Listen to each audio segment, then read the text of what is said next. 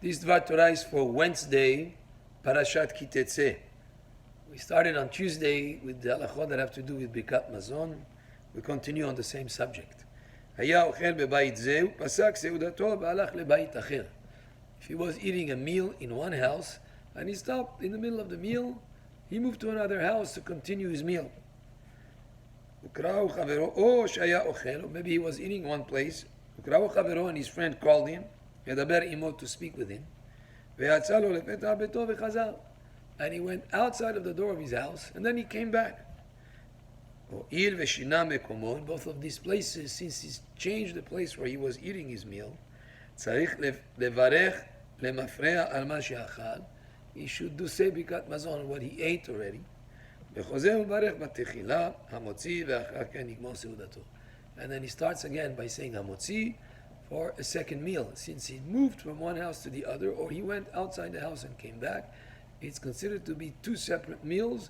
First one you need to do ברכת מזון for, and the second one, המוציא לכם מן הארץ for. חברים שיושבים לאכול ויצאו לקראת חתן או לקראת כלה. What about if people were eating together a meal and they went out to greet a chatan, a groom or kala or a bride?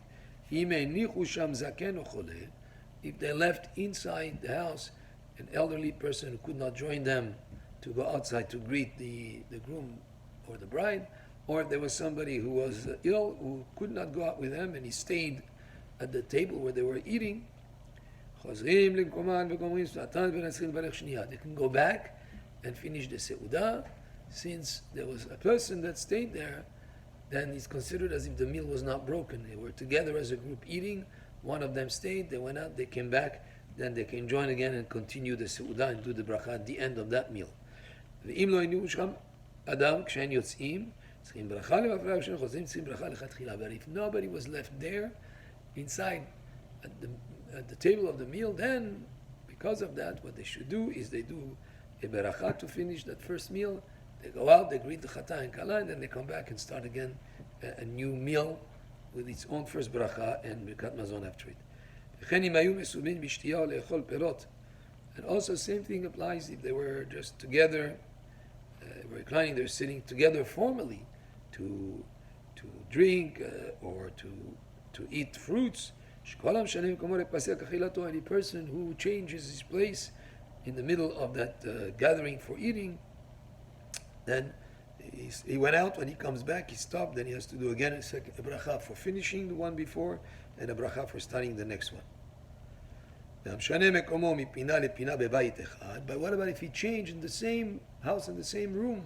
He moved from one corner of the room to another corner of the room, and he's still in the same house, it's still indoors, then he doesn't have, he doesn't need to say the bracha again. אבל במזרחה שנתנה בא לאכול מערה צריך לחזור ולברך.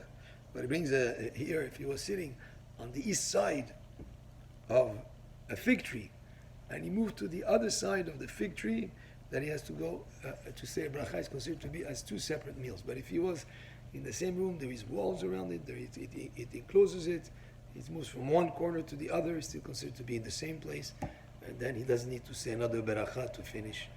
Berachot to conclude the first one, and new berachot for the second one. It's considered to be the same meal.